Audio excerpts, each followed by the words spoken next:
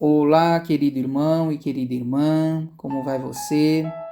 Aqui é o pastor Estevão Figueiredo e mais uma vez nós estamos iniciando a série Minutos Proféticos. O tema da meditação de hoje é: a alma é imortal?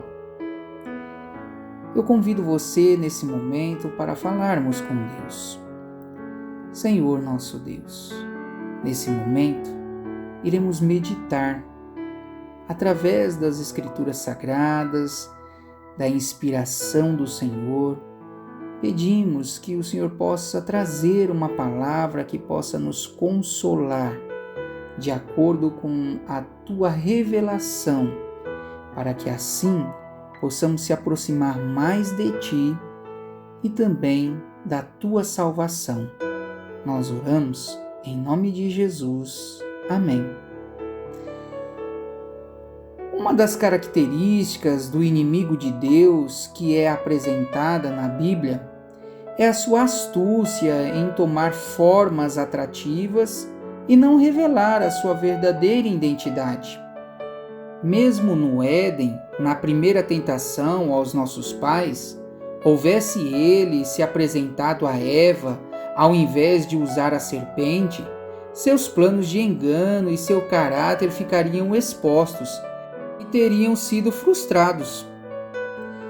Quando Deus criou os seres humanos, deu-lhes uma sentença que revelou a condicionalidade da vida humana. Gênesis capítulo 2, verso 16 e 17 diz: "E o Senhor Deus lhe deu esta ordem: de toda a árvore do jardim comerás livremente, mas a árvore do conhecimento do bem e do mal não comerás, porque no dia em que dela comeres, certamente morrerás." Aqui vemos que a imortalidade humana estava condicionada à obediência ao doador da vida. Deus é o criador da vida. Só Ele possui imortalidade incondicional. E a sua mão é a que sustenta a vida no universo. Quando o tentador, usando uma serpente, dialogou com Eva, induzindo ela a comer o fruto que Deus havia proibido sob a pena de morte, ele adulterou as palavras de Deus. Veja o que ele disse a Eva em Gênesis 3, verso 4. "Então a serpente disse à mulher: é certo que não morrereis."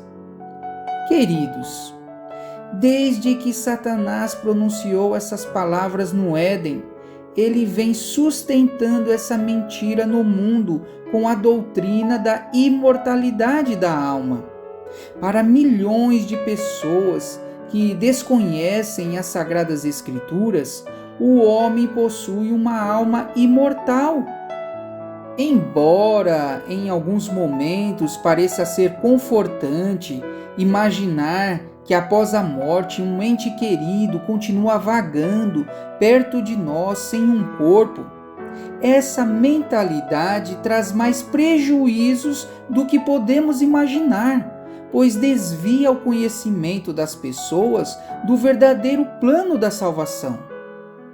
Por que uma pessoa precisaria de um Salvador para ressuscitá-la da morte se ela não morre? Após o homem pecar, Deus declarou sua sentença: "Porque tu és pó, e ao pó tornarás." Gênesis 3,19. Na Bíblia, não existe vida para o homem após ele descer à sepultura. Jó, capítulo 7, verso 9 diz: "Tal como a nuvem se desfaz e passa, aquele que desce à sepultura jamais tornará a subir." Eclesiastes capítulo 9, verso 4, 5, verso 10 dizem: "Para aquele que está entre os vivos há esperança, porque mais vale um cão vivo do que um leão morto. Porque os vivos sabem que hão de morrer, mas os mortos não sabem coisa nenhuma, nem tampouco têm eles recompensa, porque a sua memória jaz no esquecimento. Tudo quanto te vier à mão para fazer, faze-o conforme as tuas forças, porque no além para onde tu vais, não há obra, nem projetos, nem conhecimento, nem sabedoria alguma. Como vimos aqui nesses poucos versos, apesar da revelação dada por Deus nas Escrituras sobre a condição mortal do homem ser clara, por meio da filosofia pagã, o inimigo conseguiu infiltrar a doutrina da imortalidade da alma dentro do cristianismo. Aqui no livro O Grande Conflito, página 533, Ellen White diz o seguinte: o único que prometeu a Adão vida em desobediência foi o grande enganador. E a declaração da serpente a Eva no Éden, certamente não morrereis, foi o primeiro sermão pregado acerca da imortalidade da alma. Todavia, esta declaração, repousando apenas na autoridade de Satanás, ecoa dos púlpitos da cristandade e é recebida pela maior parte da humanidade tão facilmente como o foi pelos nossos primeiros pais. A sentença divina, a alma que pecar, essa morrerá, Ezequiel 18:20, é dada a significação: a alma que pecar, essa não morrerá, essa viverá eternamente. Não podemos senão nos admirar da estranha fatuidade que tão crédulos torna os homens com relação às palavras de Satanás e incrédulos com respeito às palavras de Deus. Queridos, infelizmente a mentira de Satanás tem prendido milhões de pessoas ao erro ao longo da história, à base de um alto preço de sofrimento. Milhares recorrem ao espiritismo, a possessões, crendices, tudo em busca de acalentar a dor da perda de alguém. Outros sofrem por acreditar que um morto pode estar queimando no fogo do inferno eternamente. E se a imortalidade da alma fosse verdade, como poderia ser felizes aqueles que já morreram se pudessem nos observar e ver todo o nosso sofrimento diário sem poder fazer nada? O suposto paraíso oferecido nessa doutrina seria mais uma prisão do que um lugar de descanso. Porém, o objetivo do inimigo é tirar das pessoas a verdadeira e única solução existente para o problema da morte.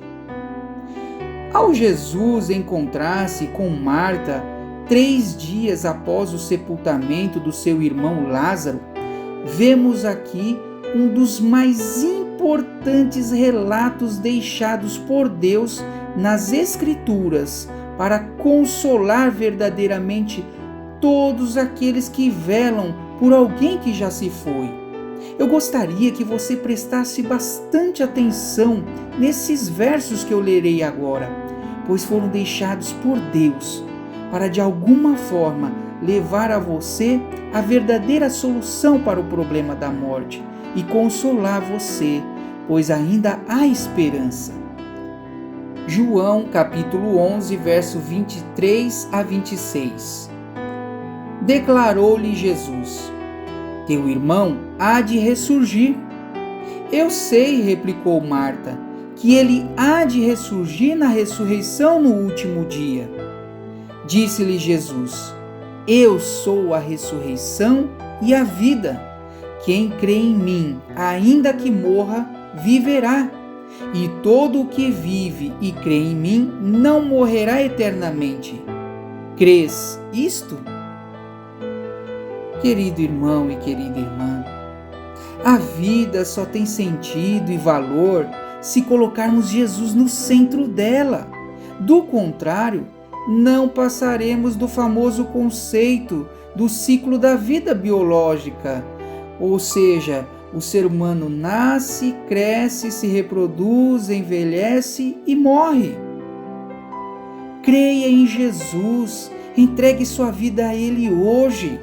E assim como Ele reuniu Marta e Lázaro novamente, deixando como um exemplo para a posteridade do seu poder de ressuscitar e reunir novamente as famílias, muito em breve Ele reunirá consigo todos aqueles que creem. Crê tu nisso? Cristo por nós morreu e ressuscitou, e muito em breve irá voltar para buscar os seus remidos, que com o seu precioso sangue comprou na cruz. Que a manhã da ressurreição possa confortar você hoje, para que você não desperdice a sua chance de estar novamente com seus queridos um dia na eternidade. Um grande abraço.